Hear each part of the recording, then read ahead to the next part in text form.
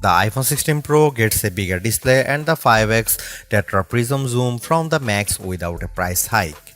Add in promising Apple Intelligence features, a smarter Siri and longer battery life, and this is a compelling flagship phone value.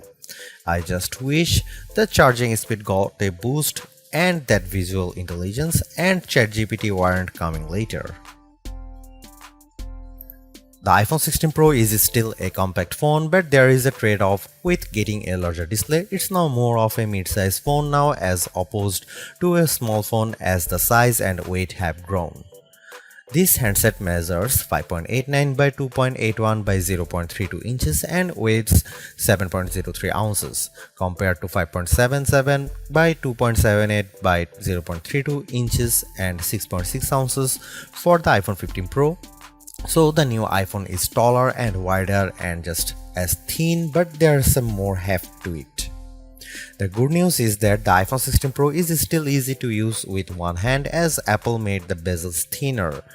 The design should be more durable too, as Apple claims that the ceramic shield display is 50% tougher. Plus, the band is still made of titanium, which is more durable than aluminum. The iPhone 16 Pro colors aren't very flashy compared to the regular iPhone 16. There's white titanium, black titanium, natural titanium, and the new desert titanium, which is like a soft rose gold. I prefer the desert hue because it looks new. Don't expect much new from the iPhone 16 display. The only real news beyond the size increase to 6.3 inches for this OLED screen is that it can get dimmer. The minimum is now just 1 nit. I put the two phones side by side in a dark room and I noticed the difference immediately. What's the benefit? You can use your phone in bed without disturbing your partner, and if you are using standby mode, the iPhone 16 Pro won't be as bright when you are using it overnight as an alarm clock. Otherwise, you get the same 120Hz refresh rate on this Pro Motion display and the same max brightness. Apple claims a peak brightness of 2000 nits outdoors and 1600 nits for HDR content. We simulate outdoor conditions with a flashlight and the iPhone 16 Pro reached 1553 nits. That's higher than the Galaxy S24 Ultra but way behind the Google Pixel 9 Pro. Apple has added a new button to the iPhone 16 Pro, but it's not technically a button. The camera control is a recessed capacitive switch that provides haptic feedback.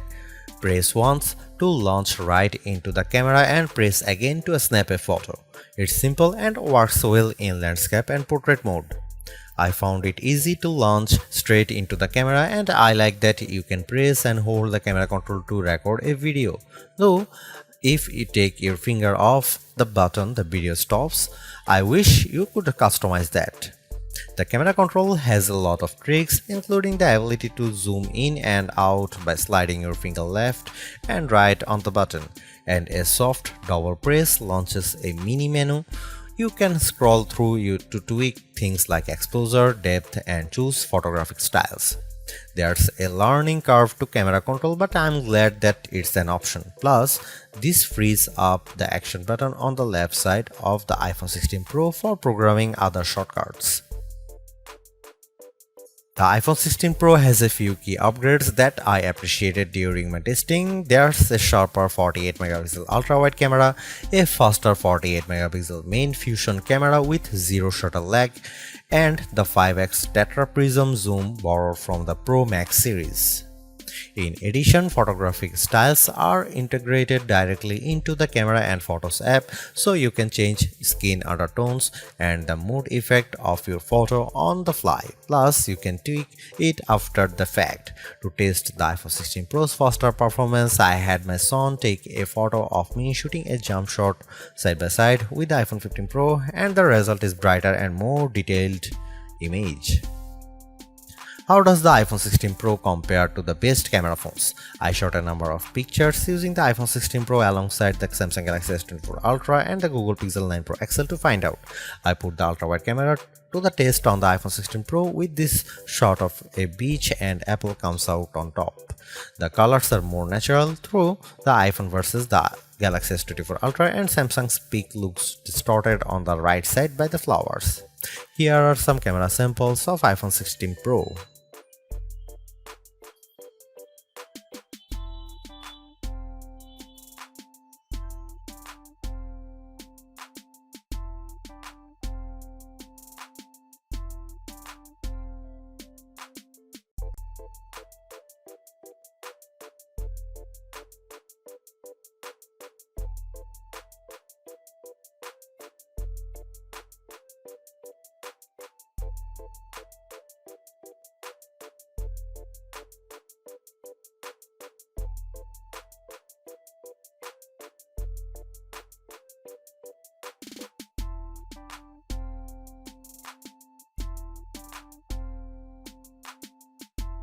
Hey Siri, are you smart yet?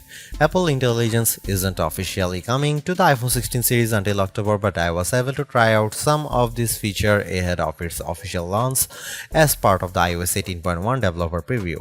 Writing tools can be fairly helpful. I used it to summarize a long note in the Apple Notes app and it came up with a useful summary. I also had fun with writing tools trying to rewrite an email I purposely wrote in a rude tone, choosing the professional option, and the result was indeed closer to what I would usually send. I also used Apple Intelligence to look up how to do various things on the iPhone and get back step-by-step instruction for how to screen record on your iPhone, so you'll definitely spend less time looking up how to at online. On the Photos front, my favorite Apple Intelligence feature is Memory Movie. You can give the Photos app a prompt like a beach memories through the years with an upbeat soundtrack, and you will see the AI go to work sifting through all your photos and videos, and the end result was pretty satisfying, fittingly ending with a sunset peak. While it's overdue, I appreciate that the iPhone 16 Pro has a clean up button, which is basically Google's magic eraser on iOS. Apple's version of this feature is smart enough to identify objects or subjects you might want to remove, and it works quickly. But the feature struggled in some cases to completely erase what I didn't want in the frame. Siri is definitely the biggest upgrade with Apple Intelligence. It's a lot more conversational and forgiving of mistakes as we speak. For example, I was able to correct a timer from 10 minutes to 5 minutes on the fly and Siri got it right. The new Siri in Apple Intelligence is also better with follow-up questions. For example, I could ask about the weather today and then say, how about the rest of the week? And I got an extended forecast. Siri was also smart enough to answer who do the Yankees play next and what are the odds in succession, though it couldn't tell me who the starting pitcher was. I got several links instead.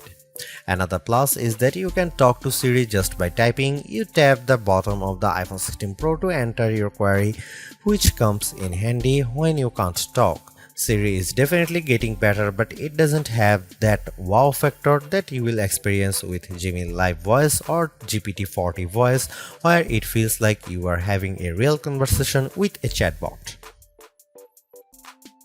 Overall, the iPhone 16 Pro is arguably the best flagship phone under $1,000. You get the same excellent cameras as the iPhone 16 Pro Max for $200 less, and I think the screen is big enough at 6.3 inches while being easy to use with one hand. I also like the improved battery life, handy camera control, and compelling audio mix feature for videos. The Apple Intelligence capabilities such as writing tools, the new Siri, and cleanup show promise, but some of the more exciting features like ChatGPT integration, image background, and the Google Lens like visual intelligence are coming later. In terms of the competition, I think the Galaxy S24 Plus and Google Pixel 9 Pro have more compelling AI features right now, but I prefer the camera system from the iPhone in many cases and the extra performance from its A18 Pro chip. Should you upgrade to the iPhone 16 Pro? If you have an iPhone 13 Pro or older phone, I'd say yes. And if you have an iPhone 14 Pro, I'd say wait to see how well Apple Intelligence works once it fully rolls out before you buy.